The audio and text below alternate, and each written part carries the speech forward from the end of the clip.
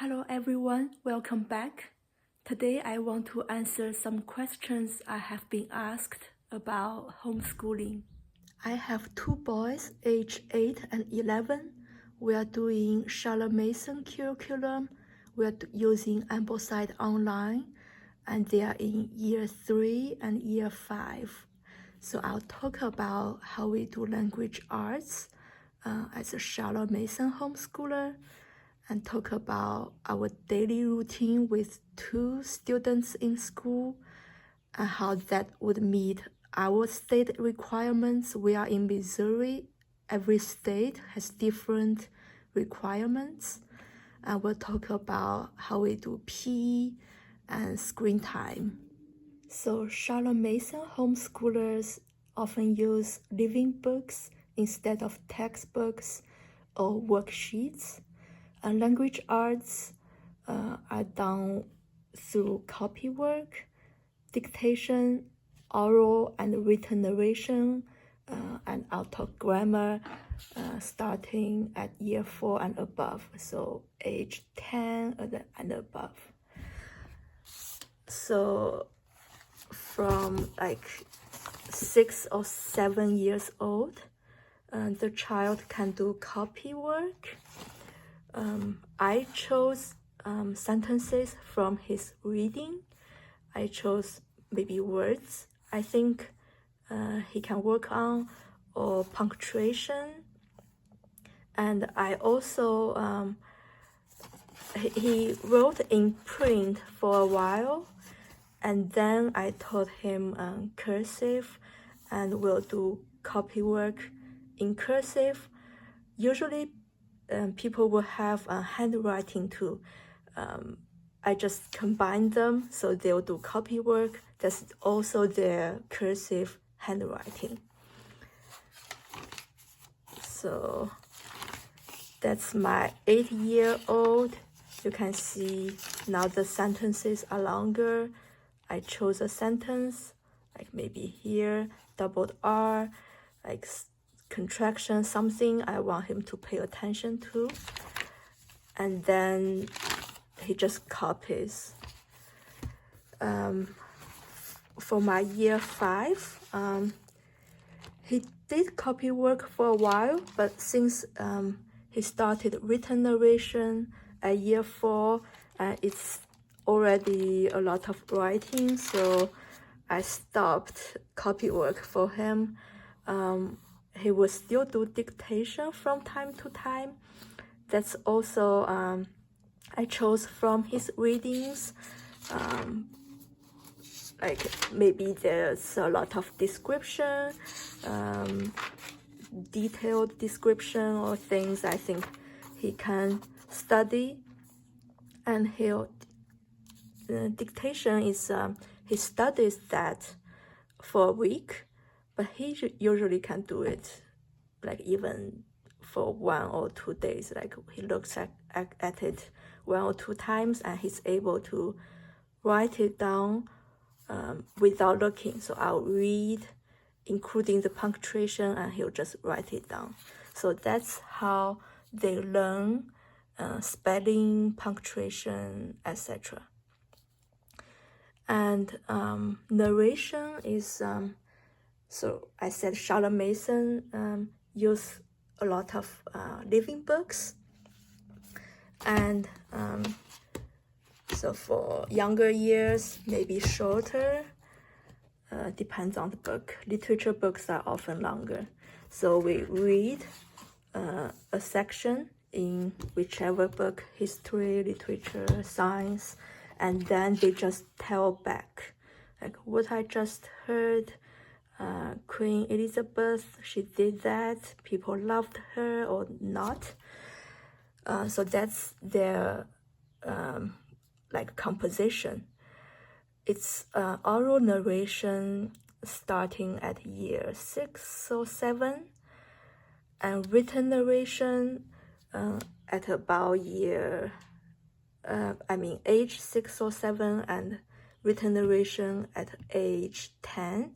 For Ambleside Online, it's year 4. And at first, it's only one written narration per week, and you work your way up to 2 and 3 and every day. So that's my 11 years old written narrations. Now he does one every day. And it could be 1 page, it could be longer. I think he wrote, this one was longer, it was 2 pages. This one was longer too. And he's already used to write in cursive, so that keeps his cursive, and he doesn't do extra handwriting anymore. He just writes his written narration in cursive. And grammar, Ambleside Online recommends starting at year 4, so age 10, 11. And with something short, you can do Mad Libs or easy grammar, something like 1 page a day. We are doing fixed grammar. They have 6 levels. I started my 11-year-old on level 2, and it seems he's doing well without level 1, so it's working. So each week it talks about some grammar points, and then for the rest 4 days, it's 1 sentence per day, and you have to mark everything you have learned until now, like find the nouns, find the pronouns, and fix. There should be 3 capitals, etc. And once you fix it, you write the correct sentence down. That could be his handwriting too. So it's short, like 5 minutes, 5 to 10 minutes per day. And at year 7, like upper middle school, high school, they'll use more complete grammar book, like Our Mother's Tongue or a curriculum you choose. And this is our daily routine. That's just for reference. We don't follow a strict schedule, but we have a pretty regular routine. We always end up doing 2 hours, 2 hours and a half of school in the morning, and then have lunch, piano, some break, and 1 hour in the afternoon. So we use Ambleside Online, and they provide books recommendations for each subject. So they provide like Charlotte Mason Homeschool emphasizes a rich feast. So they'll have read poems and have picture study and listen to hymns, folk songs. Starting at year 4, they have Shakespeare and Plutarch. Otherwise, for each year, they have suggested books for history, spine, and biographies of that history period. Literature books, like for year 3, The Children of the New Forest is during, well, it's Charles I got imprisoned. It's during the history period that they are studying too. So it's a good correlation, and they can make connections between the books. So that's history, literature. Geography for year 3, it's about the same time period. We are reading about Marco Polo. It's geography, map study, and science. I have science books upstairs, I'll show you later. And map study, we are doing my older one, like he's drawing one state per day, and maybe one or two.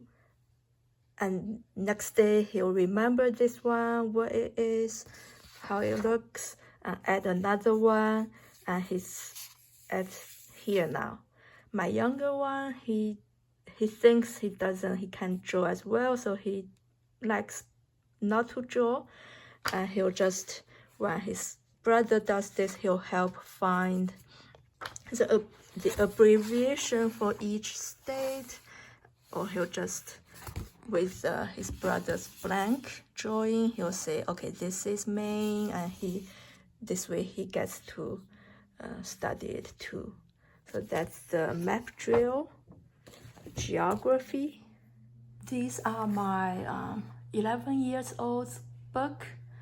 That's for year 5, Ambleside Online, year 5, literature, Plutarch, Greek myth, Book of Marvels is geography, that's history, and year 5, history spine is Abraham Lincoln's world, and biographies of, he hasn't started yet, I think, of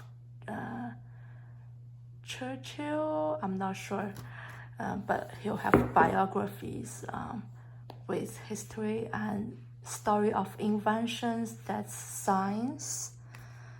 And for year 3, that's part of the science book, A Drop of Water. I just got it from our library.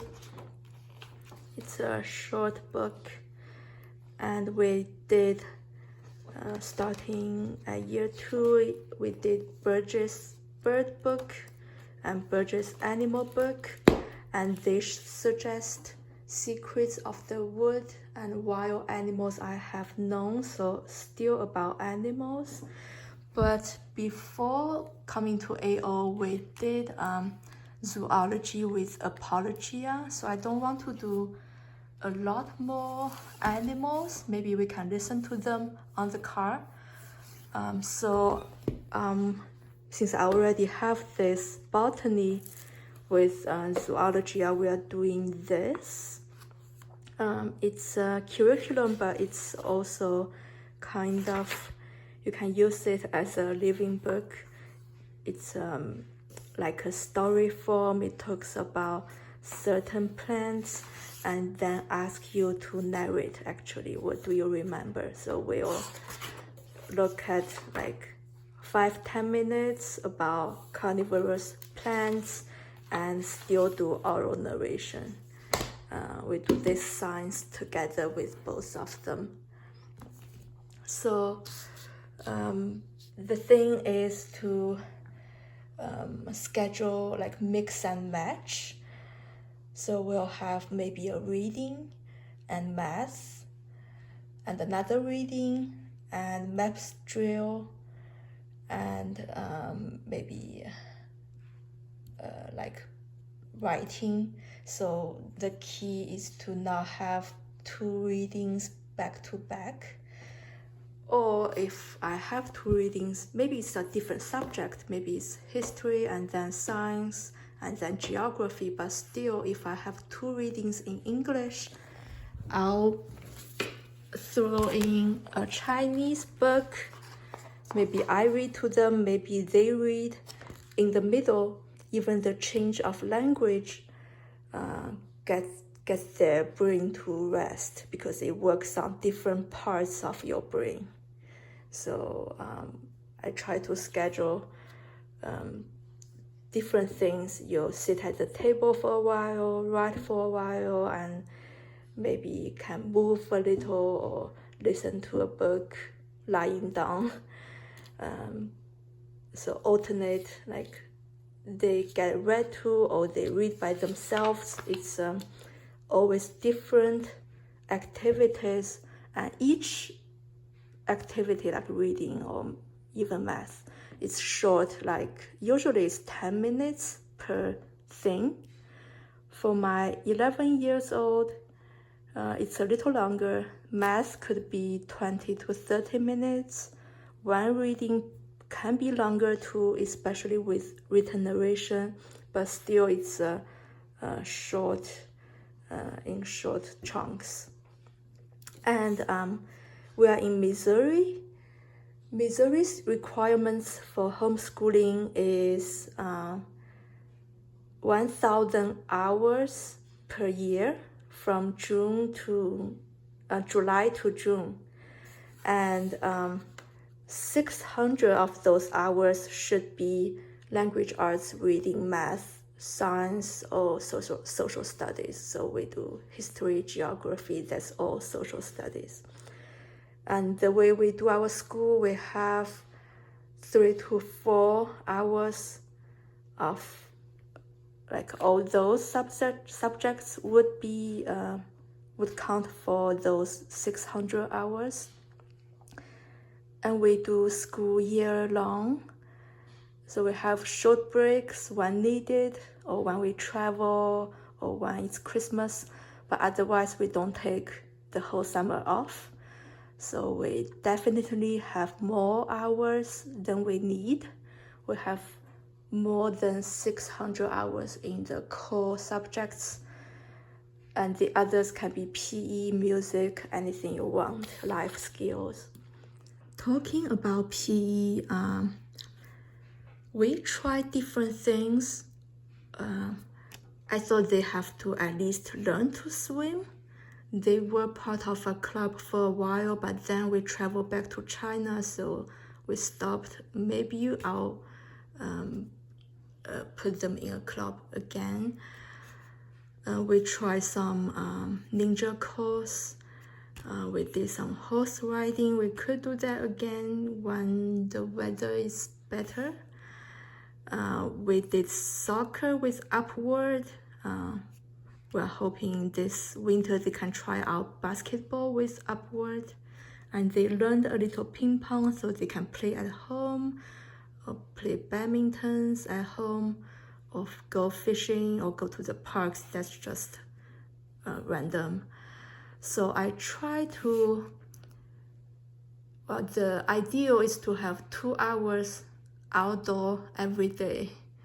Sometimes at least 1 hour for exercise, but also because both me and their dad wear glasses, and their eye doctor recommended they watch less screen, which I'll talk about, and be outside more for their eyes. So for screen time, I try to do as less as possible. I know some families who almost don't do screen time, but we haven't started like that, and it's really hard to cut back. So for now, they have 20 minutes video time they watch. People playing Minecraft, or they watch something else. 20 minutes on Friday and Saturday. And we have a game. It's a Pixelcade. You can design your own maze or similar games, and then play it on iPad. Since it uses the iPad, so I count it as screen time.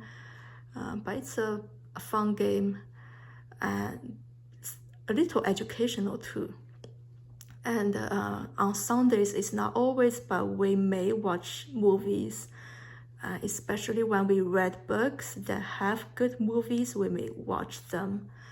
So every week it's 1 to 2 hours of screen time.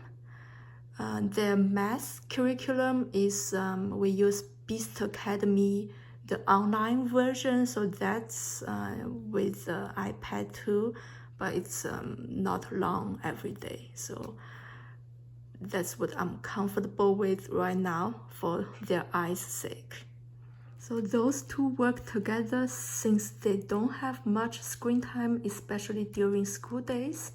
After school, and we finish around 2:30, they can go outside to play. So that ensures that they spend time outside. If weather isn't good, they can play board games, Legos, or play with each other indoor. Thank you for watching. If you have other questions you want me to talk about, or you are willing to share your experience and wisdom, please leave them in the comments. Thank you.